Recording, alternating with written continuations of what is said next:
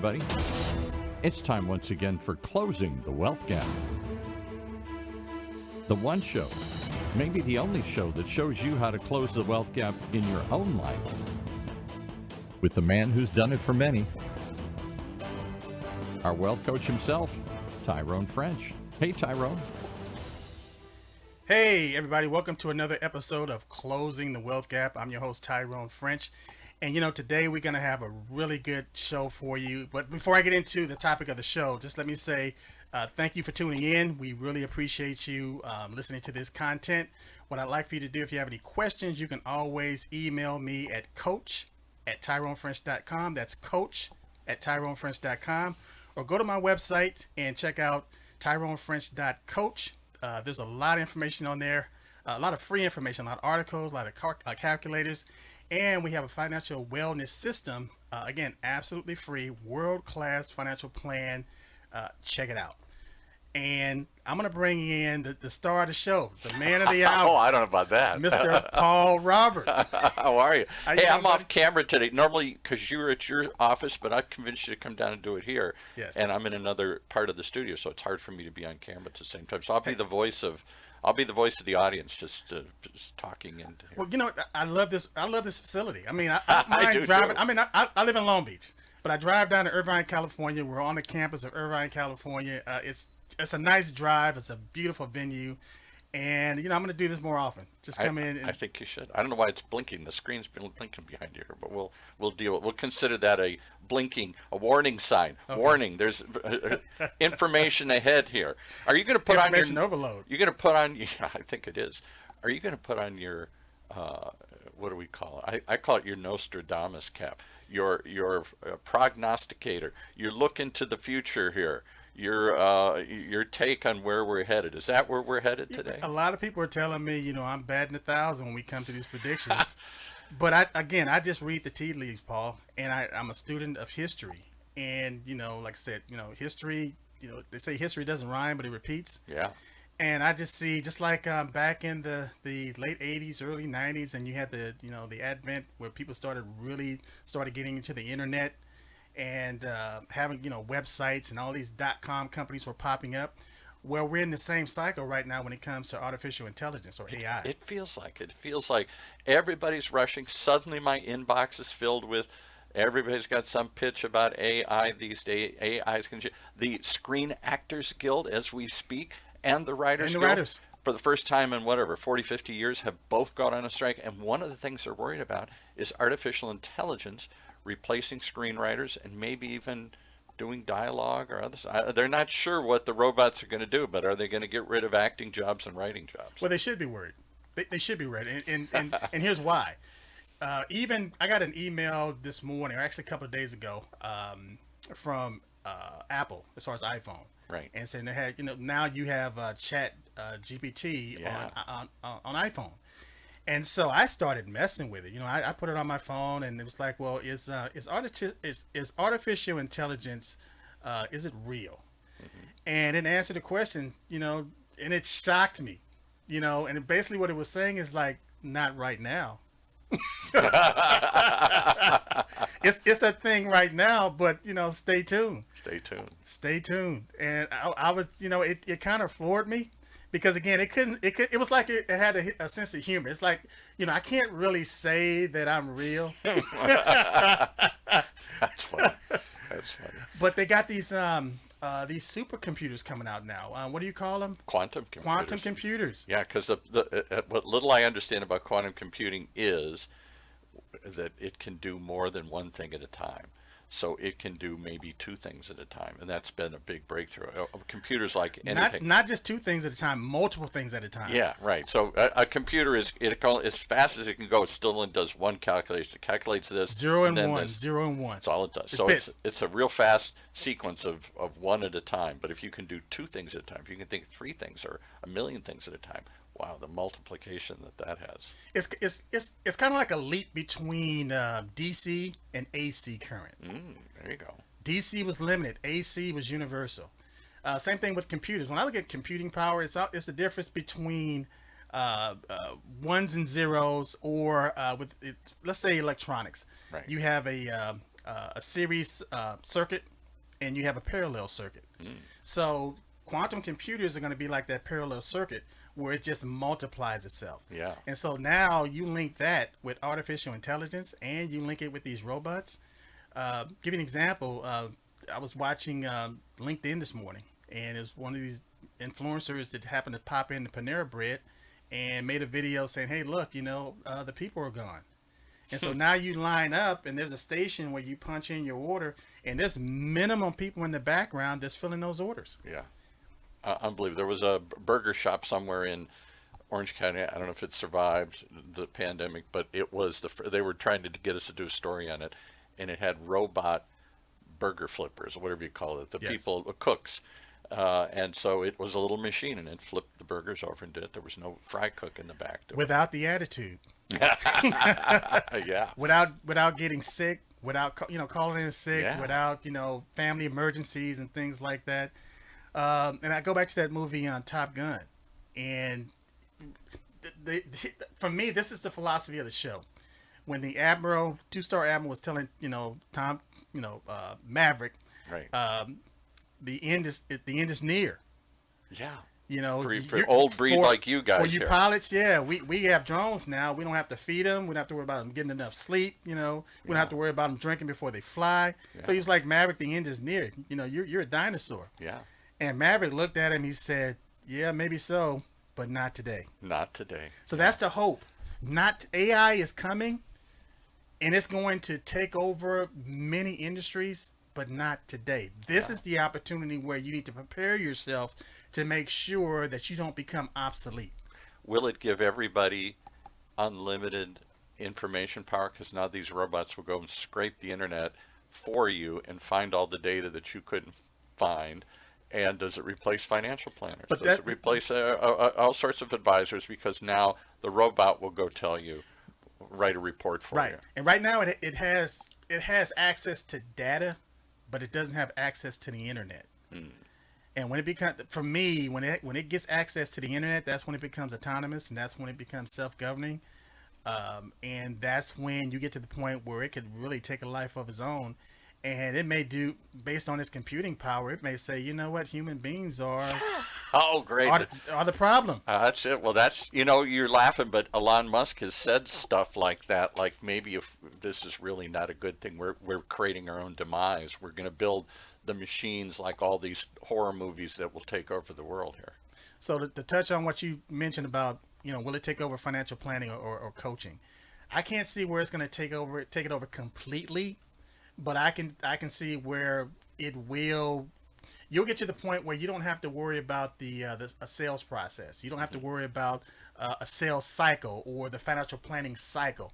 All of that's going to be done, but people are still going to need that interaction as far as that human touch.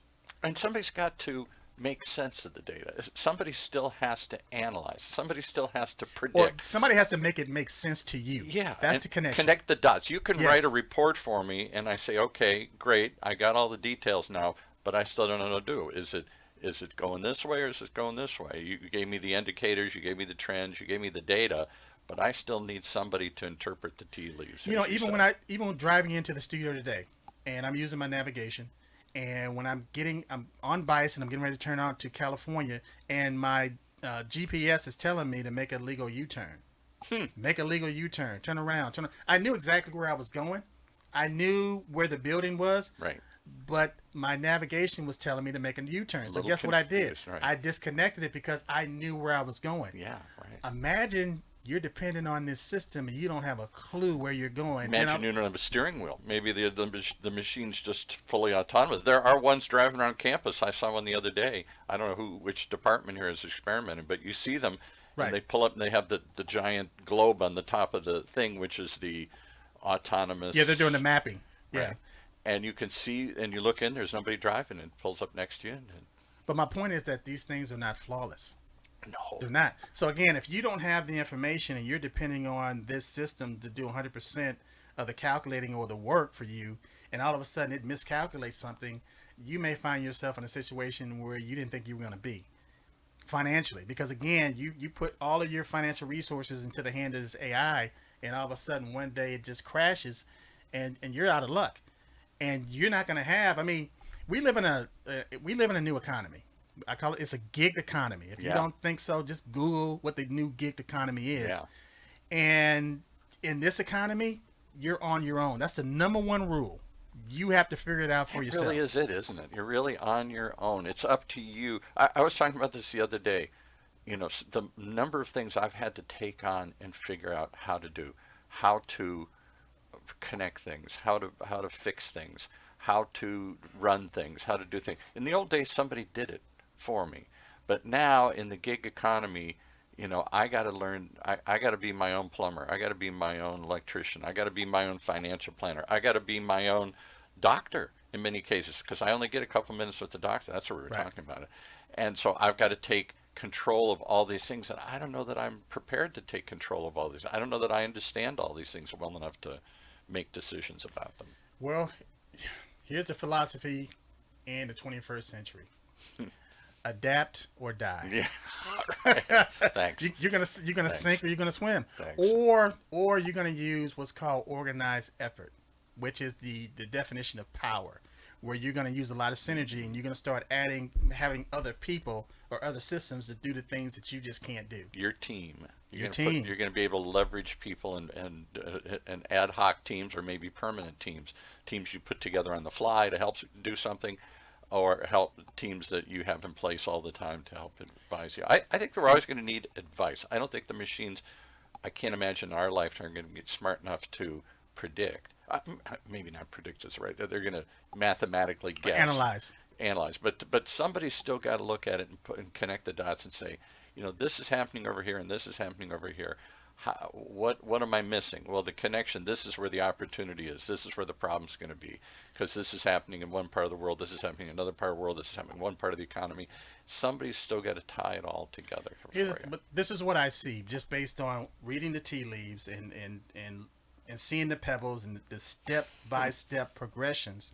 A few years ago, they introduced the Affordable Care Act. Yeah. And companies loved it because now, okay, we don't have to offer health care. You can just go to this exchange and get health care that's based on affordability based on your income. Yeah. And we don't have to pay you as much now, because now the jobs are going to be limited. They're going to be scarce. And so more people are going to be competing for those jobs. Right. So they don't have to pay you as much. And then not only did COVID eliminate a lot of jobs and force people out of the workplace, and a lot of people started working from home, and they thought, like when we talked about this, they thought that, hey, look, this is a new utopia. I can stay home and in my underwear. I don't have to commute or any of that stuff. But then reality set in as far as, hey, well, I'm spending more time at home. You know, I'm spending more time with the kids. I got other issues and stuff. And the workers, the companies, they couldn't really monitor the activity. And I was saying this a couple of years ago. You know what? They're going to start forcing people to come back to work. Yeah. They're going to start forcing it. And if you don't want to play by those set of rules, they're just going to let you go, because they don't need you now. Yeah. Why? Because they don't have to, as far as the health care, as far as the retirement benefits, all those things, it's a scratch. Yeah. So you're going to see more independent contractors coming up in the next few years than any other time in the history of the United States. Somebody told me this, maybe it was you, said you've got to start thinking of yourself, even if you work for the man, for somebody, for a company, you've got to think of yourself as an independent contractor, because you're always on the lookout for the next opportunity. You're always trying to advocate yourself within the organization. You can't just sit back and let, like my father tried to do, the corporation, take care of him from cradle to grave. If he put in the effort, the promise was they'd take care of him until it came time to pay off, and they instead went bankrupt and let people off and closed benefits and reduced things that they had promised them and all this stuff. He was very bitter about it at the end. That bygone era, that is just that time doesn't exist anymore. So you hear people talk about multiple streams of income. Yeah. In the future, what you're going to need is multiple income producing assets. Yeah, you keep talking about, because you can only physically do so many jobs. You can work 2 or 3 jobs if you're going to kill yourself, but it's still just time for money. You're still trading time for money. You're gonna have to have a system or systems in place that's generating income for you, because again, there's not going to be enough hours in the day, because you're not going to be able to make enough money, and even with your tax liabilities, a lot of people talk about they want to create wealth, or they want to, as far as get on top of their finances, and they start looking at their expenses, right? And they start trying to cut their expenses, right? But your number one expense are taxes. That a lot of people don't factor in, because they don't understand finance and how it works, and just like if you're working on XYZ job so many hours, the first thing that they take out of your check is income tax. Yeah, and I'm going to say, and that's not debatable. That they're going to take that regardless. I'm going to tell you something shocking. I probably don't really know what my total income tax is when you add in state, local, federal, etc. If you ask me how much I made, I give you a pretty good number. I know most of us know how much we can figure out how much we made in a year, or we're going to make in a year. How much they're going to take out, I don't know. No one thinks about that, Paul. No one thinks about that. No one thinks about it. And it's kind of murky, and it's kind of mysterious, and there isn't enough. I always wondered if we ever went to flat taxes. Honestly, this idea, if we went to the idea, and it wasn't just a Republican idea. The late great governor. Well, he's not late great, but he's no longer in politics. Jerry Brown, he was an advocate of flat taxes. And the idea was that everybody would know it's like a sales tax. I know what it is. I know what the sales tax is. It's 7 1/4 or what is 7 3/4 or something here in Orange County. We have an idea what your sales tax is. I don't really have an idea what my tax bracket is, because it varies, and depending on deductions. It's a sliding scale. That's right. Sliding scale. So I can't tell you. I get kind of an idea, but. And he was like, if we just knew they're going to take 17% out of your paycheck, then you'd factor that in. You'd know that 17% is gone all the time. And here's what I can do to offset that. Let me put it to you like this. The federal government doesn't need your money. What? They'll take your money. Yeah, give it back. They'll take your, but they don't need your money. And so when they take your money, when they take as far as you're working, your wage, it's a earned income. Right. And they take that money out of your paycheck, and then you get a refund at the end of the year. Basically, you're giving the government an interest-free loan. I know. I so many and people. And they I know are not right. That. And so you get that refund. You're not getting the same amount of money that you gave them. You're not getting it back. So what is that? What in my book? That's a penalty.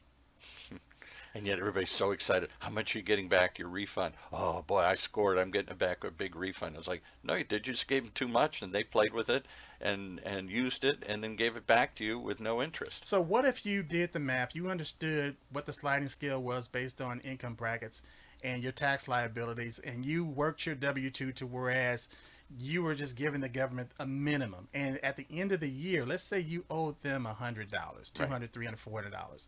But during the year, you were able to take that money that you would have been given to somebody else and start your own business. Yeah. And become an independent contractor. And now a lot of the things that you're using right now that you can't deduct will become deductible. And it's right. not the fact. See, you can't stop the game. The game it's going to happen. But what you can do is become aware that it exists. And then you can position yourself to whereas you can begin to win this game. You can play better. You can play better. And so now when the coach, he's going down, he's looking at the floor of the game. And it's like, okay, well, I know my personnel, and now we're being killed on the board, so I'm not going to send in a guard. I'm going to bring in a big man, a center, or at least a power forward that can handle that situation. We play the game, and we're spectators. We're spectators. We're watching it. We're spending our money to go and be entertained. And then we leave the event, and we have some kind of way, whether our team won or whatever, USA, US, we feel very patriotic. But then when we look at our personal economies, and we're losing. Yeah. We're losing. No, you teach this all the time here. I don't know what it takes for most of us to wake up and realize this here. So here's the point, though. Here's the point that I want to make. Yeah.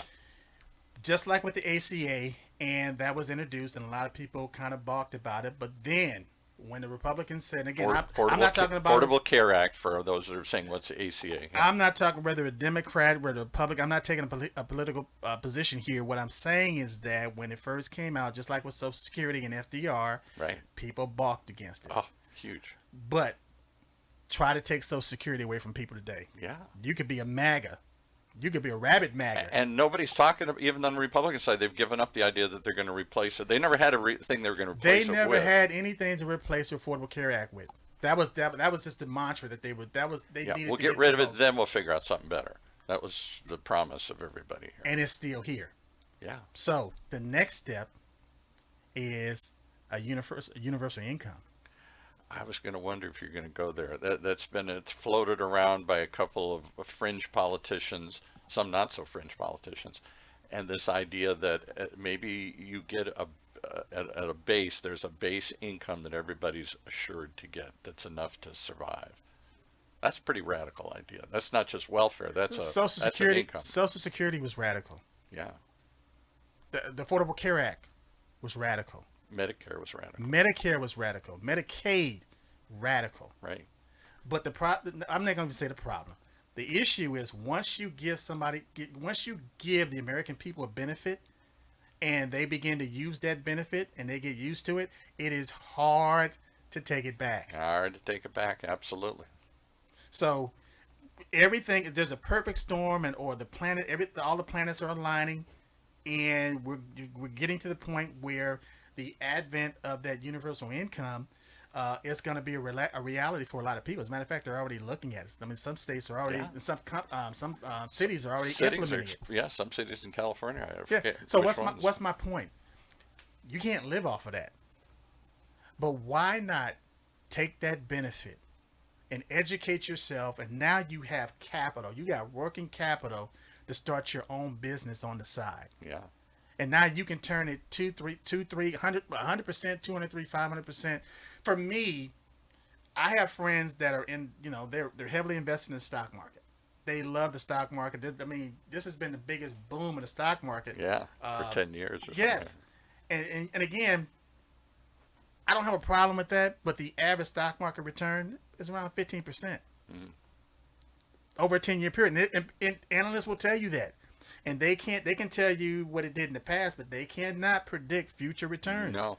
They can't do that. They'll go to jail. Well, it's all backward looking anyway. Their guesswork is based on what it did before. So they're predicting based on this, it's probably going to do this. So my point is the number, when you're going to invest, is $10,000. Mm-hmm. Take $10,000 and put it into something that you think is safe, or something that you think you're going to get a marginal return off of. My mattress. And then you leave it there. My mattress. That's so based on your risk tolerance, you could say, well, I'm going to take my $10,000, I'm going to put it in one company. Or you can take $1,000 and put it into 10 different companies. Right. And 8 of them were dogs with fleas, but 2 of them made it. Yeah. That's the approach that right now people are getting with these AI companies that's popping up. And what they're saying is that if you invest X amount of dollars into this company, then the returns are going to be astronomical. But we're old enough to understand the .com era. Yeah. And the boom and bust cycle of the .com era. Everyone didn't hit. There were a lot of what was it? What was the one had the puppet? The pet. Petco. Was it Petco? It wasn't Petco. They had the pup. Something about pet food. And I know. I can remember the puppet. I can see the commercial, but I can't remember the name. It was highly touted. It was big, huge, valuation, and the whole thing just went bust. It was something about internet delivery of pet food. So my point is, if you truly understand your own personal economy, why would you take $1,000 or $10,000 and put it in somebody else's company when you can start your own business? Yeah. And instead of getting a 15% annual return, you can get 100%, 200, 300, 400, 1,000% return. Plus the tax write-offs. And not annually, but monthly. And like you said, plus the tax write-offs. Yeah. When you understand, the problem is people don't know how to do it. And that's what this show is about. That's the purpose of this show, to provide coaching to assist you to get from point A to point B to point C to point D. But keep in mind, it's a blueprint. We already know what the house is going to look like. Yeah. We've already established everything. The plan is already there. We put it in your hand. What we're going to do now is walk you through the process so that you can get from point A to point B. What's the hesitation? Is it just knowledge, don't know how to do it, or is it the It's fear? fear. It's fear. Yeah. I mean, we can analyze and theorize and prophesize 7 days a week, but it's going to go back to two things: fear, and the reason fear and desire are the two emotions that really drive human decision making. Yeah. And so again, you can have a desire to do whatever you want to do. Look at your book. There was some quote in your book I just saw. Like and be that, whatever you want to be. But when the reality sets in, you could talk yourself into and out of a perfect idea. And maybe a year from now, or 2 years from now, or 3 years from now, you'll see it on television, or you'll see it in action, and you'll say, wow, I had that same idea. But the only difference between you and the other person is one person took action. Habits are fixed ideas that we nurture on a daily basis. Absolutely.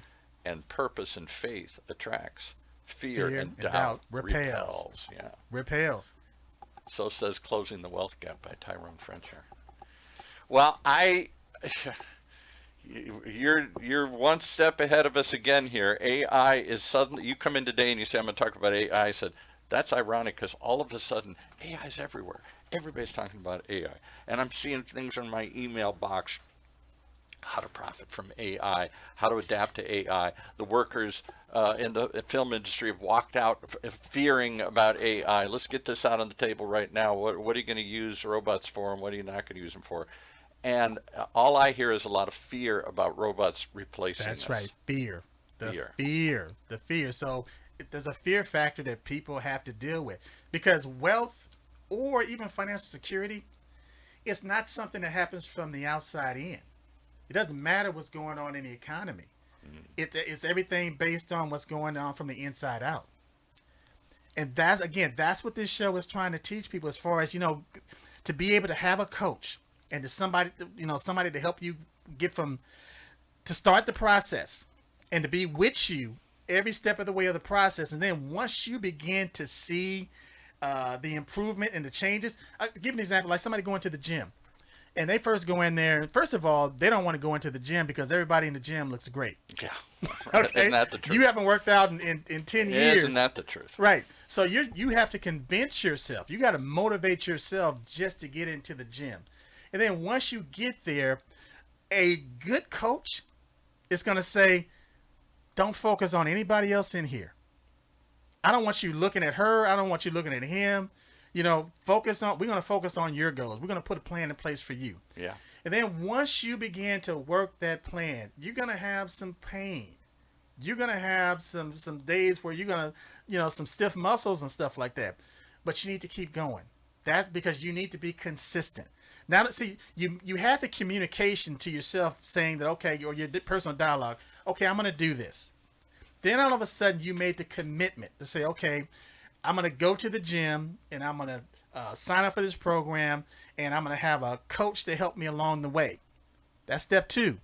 But then step 3 is the consistency. Yeah, got to stick with it. You got to stick with it, because if you stick with it long enough, that's where the habit kicks in. Yeah. As far as the behavior. Right. And so people want to have something without being something. And so we look at that word behavior, have. In order to have something, you must be something. Wow. And so oh man, you're really blowing my mind now here. You're going to dissect all these words. Well, here. you have to be that person that you want to project. You mean these words really mean something? Even before you get there. There's hidden meaning in these words. When we say behave, have, there's a message in there that most of us are missing. People look at the word activity and they want to get into action. Right. And they focus on action. But the more you focus on getting into action, the least likely you are going to be as far as getting into action. What you have to look is your behavior. How do I want to behave today?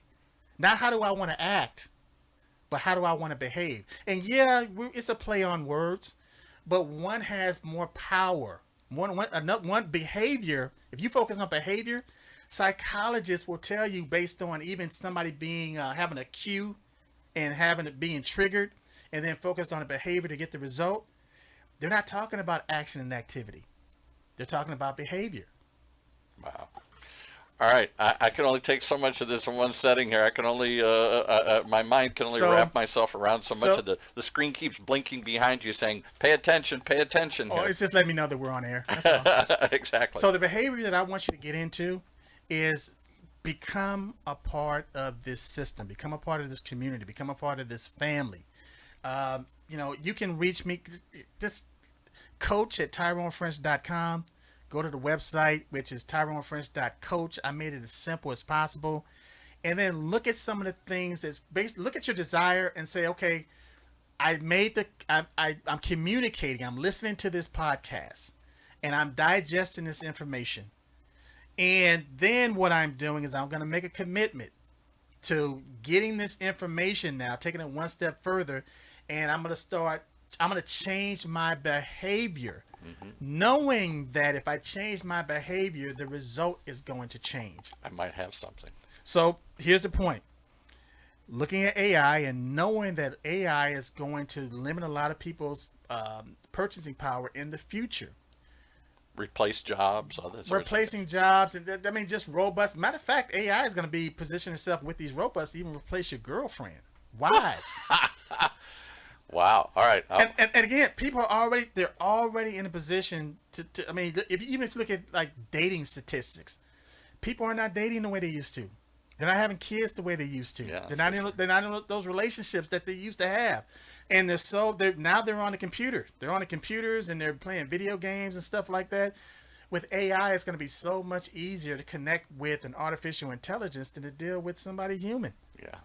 So my point is, you got to get to the point where looking at where society is going as far as being an independent contractor and starting your own business, and eventually AI will actually show you what some of the markets that you'll be able to tap into as an independent contractor. Once again, you're trying to say, take a lemon and turn it into lemonade. You're trying to see something that we think is sour and scared of and embrace it and use it to win rather than lose. If you take fear out of the equation and start living by faith, because when I say faith, I mean you have to see things before they even manifest. That's what faith is. Yeah. Calling things that are not as though they were. Faith is the substance of things hoped for, the evidence of things not seen. So it comes from the inside out. So you need to be looking at this time as one of the best times of human history. And using AI, like I said, my definition of power is organized effort. You have to learn how to link with AI. Because it can organize your effort. It can organize your effort. Ways, yeah. That's right. And multiply your efforts if you understand what you're doing. You know, the rich that you talk about, or the big companies that we all wonder about, they're embracing this. They're not running from it. I wonder why. Yeah, they're all tapping into it. You know, Elon Musk, as much as he says be wary of what we're creating, has got this neural link company that he's trying to develop where they're trying to actually plug in a computer into your brain. Wow. I mean, literally connect your brain like in the science fiction movies and stuff here. Neural link or whatever he calls it. Again, Paul, I already said it once. I'll say it again. Adapt or die. Yeah. All right. How do we adapt? The first thing to adapt is to give you a call. How do they reach you again? Well, actually, you know what? And I want you guys to, I have an app. I have a free app. I could be right inside of your phone 24 hours a day, 7 days a week. You'll see my icon. You just tap on that and you're connected to me. Wow. So the way to get there is just text Tyrone French at 36260. Again, text Tyrone French at 36260. Or if you want to just go online, you're going to go to TyroneFrenchApp.com. And there it is. I download it. You got information. You got podcasts. You got mastermind info. You got and a way to connect with you instantly. Wow. So I embrace the technology. You're the AI I've been looking for. You're not artificial though. You're real, but you're the added intelligence. But I want to share the information. I want to share this power. I want to share this connection. I want to share this happiness, this joy that I have with other people. You too, because it's you can decide to be fearful and repel things. We walk around angry, most of us. We walk around frightened, and you walk around embracing all this and eager to see more of it. Paul, I don't have a care in the world right now. Because what I focus on, I'm in the present. Yeah. And I'm focused on what I'm doing right now. And I do what I love. If I don't, I do what I love. And that's, if I could just get people to just say, you know, if you've been doing something and it's not working, maybe you need to stop doing that thing. Yeah, right. You know, forget about ego, forget about how much time and effort and all this stuff. If it's not working, some things are just not meant to work. You don't have the right recipe.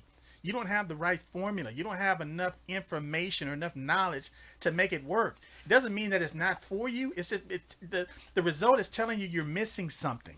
So I'm going to tell what everybody's missing. We're not just missing artificial intelligence, a robot in our life. We're missing added intelligence. That's the AI I hear today. We need some added help, yes. Added intelligence, and a team, because you can't make it through this world alone here. Well, I tell you what, if we decide to take HI, which is for me is human intelligence, right? Which is, like you said, added intelligence, and combine that with AI. That's an organized effort. That's a combination that is unbeatable. Until it decides that it doesn't need us anymore. And that's a day for another story here, right? Exactly. All right. Okay. All right. Take us out. Again, we love you as far as tuning in and listening to our podcast. We try to keep it light. We try to keep it friendly. We don't try to hit you with a whole lot of data and statistics and stuff. We want to get you to think about it, you know, to have that idea, to hear this word, and then believe that you can accomplish it yourself, and then just begin to repeat it. Repeat your own narrative. Change that dialogue. Become aware of what you're thinking about and how you're saying it. And then eventually it's going to change your behavior to whereas now you're in persistency. You're going to persist until that thing that you want manifests. And then by the time you have that thing that you want, and then you're in a period of rest, to me, there's no better feeling. And then once you, just like a vacation, once you've been on a really good vacation where it's relaxing, you're eager to go back to work. Yeah. That's the cycle I want my listeners and my friends your and tribe, family to get into. Crew. Exactly. Your people. All right. Well, thanks. We're gonna leave it there and come back for more, because part of it is what, as you always say, what are you playing inside your head here? Are you playing those tapes your parents taught you, the world taught you? Can't, won't, don't. Exactly. Or are you playing the positive messages, the abundant messages, the messages that you can, you will, and together you will. Absolutely. And before we sign out, there's 4 things that I program myself with every single day. I can, I will, I do, I have. I can't add to that. Leave it right there. All right. Thanks you for joining us, for driving down and joining us today here. Thanks, Paul. Let's play the outro. That's our show for this week. Closing the Wealth Gap. The one show, the only show that shows you how to take control of your financial future. Right here in Orange County's only community radio station, OCTalkRadio.net.